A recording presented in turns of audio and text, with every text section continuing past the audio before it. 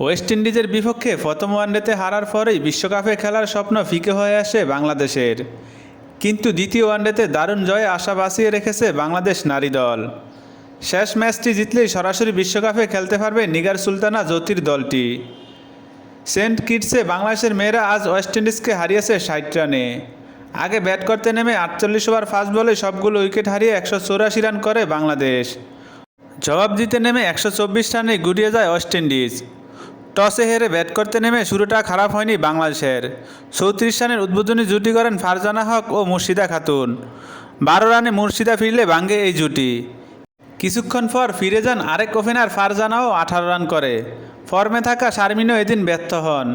11 রানে বিদায় নেন তিনি। চতুর্থ উইকেটে নিগার সুলতানা জুটি করেন সোবাহানা মুস্তারির সঙ্গে। তবে 51 রানের জুটিটি ভেঙে যায় 23 রানে সোবাহানার বিদায়ের পর। 4 রান করে দ্রুত বিদায় নেন ফাহিমা খাতুনও।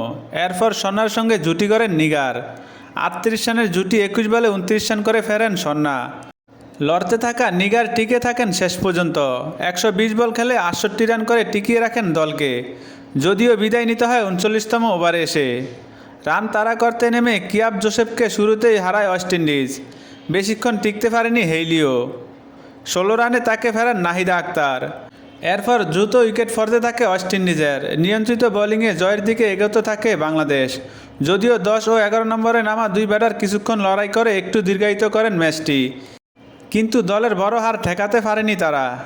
বাংলাদেশের পক্ষে 10 ওভারে 31 রান দিয়ে 3টি উইকেট নেন নাহিদা।